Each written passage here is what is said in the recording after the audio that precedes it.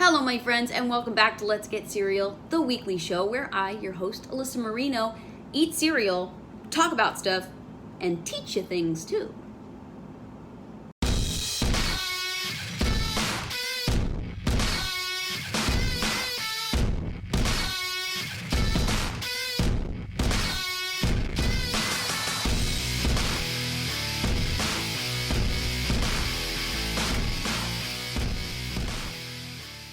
Today on Let's Get Cereal, we have a very special cereal that I have actually been searching grocery stores for the past few weeks, and I finally found it. This is one of two new cereals launched by Post, and it's a doozy. I am very pleased to show to you, my friends, drumroll please, Dunkin' Donuts Caramel Macchiato! I was so excited I had to shake it. I had to shake it while I said it. Shake it. So I love coffee. I start every morning with coffee. Recently, I have not been doing much in the way of fancy schmancy beverages like caramel macchiatos and venti quattro, whatever the hells, and all that good stuff. I'm not the biggest Dunkin' Donuts fan in the world, but I'm very intrigued by the flavor combinations inside. For instance, we have marshmallow pieces in here. Are the marshmallow pieces going to be creamy? Are the puffs going to be coffee flavored? I just don't know. I'm so curious. Without further ado, let's get into this. I didn't even open the plastic yet, and I'm sniffling on a little bit of coffee. Wow.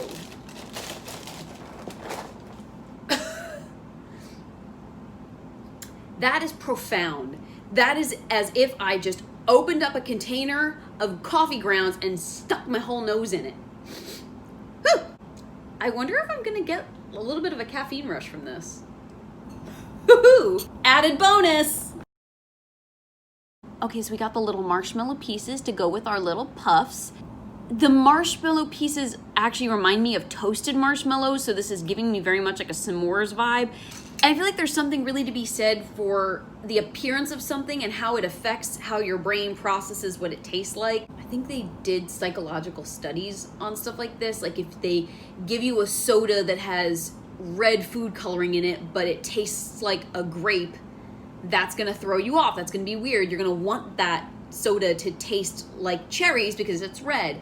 I don't know, but this, I'm smelling coffee, but I'm looking at s'mores for some reason. I'm curious. Let's add the milk and make this a party. I'm not gonna lie to you, I'm a little nervous about this because the smell is so coffee heavy. I don't really like my coffee to taste like coffee, if that makes sense. I want it to taste like caramel or vanilla or hazelnut. I like flavors in my coffee. The actual taste of coffee. Oh, I lost a piece. As I was saying, I don't really love when my coffee tastes like coffee. What in the world? Behave. This Dunkin' Donuts Caramel Macchiato cereal is behaving like those arcade games where you try and push the coins off of the little ledge using other coins. If you know what I mean, please comment below. Got my milk, got my puffs, and I got my marshmallow pieces. Dunkin' Donuts Caramel Macchiato cereal. My friends, let's get cereal.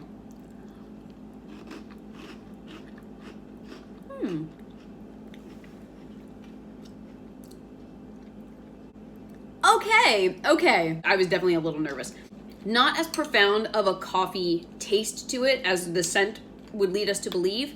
The marshmallows are a really nice kind of offset to the coffee puffs. Let's do another just to get a little second opinion here.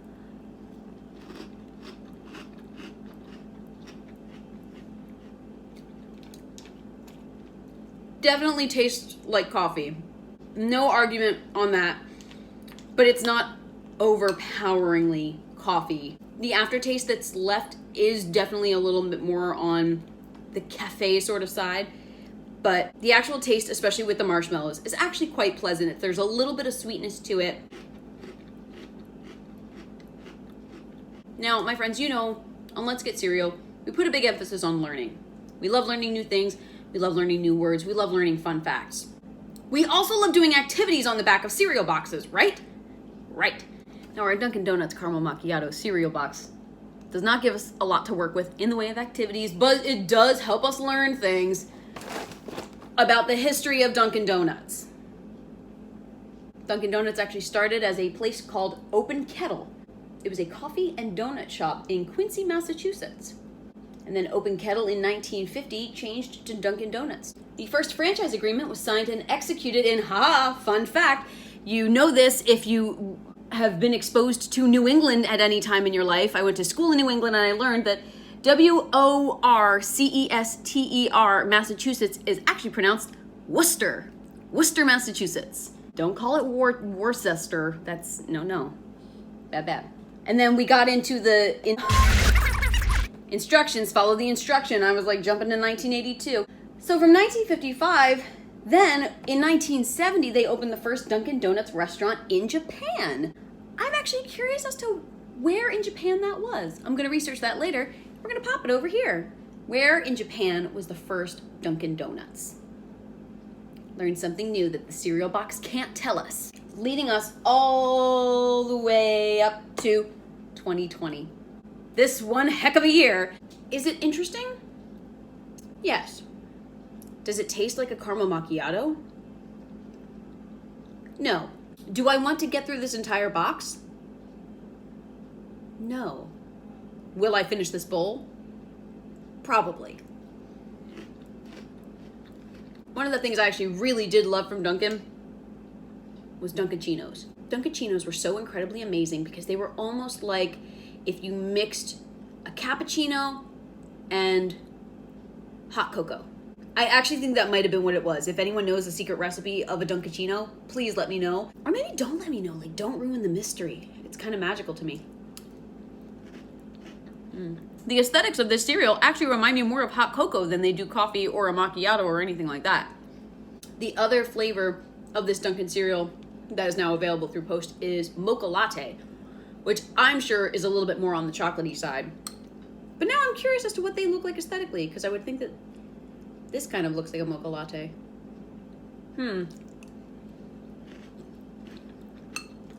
Anyway, back to Dunkachinos. Dunkachinos were so incredibly amazing.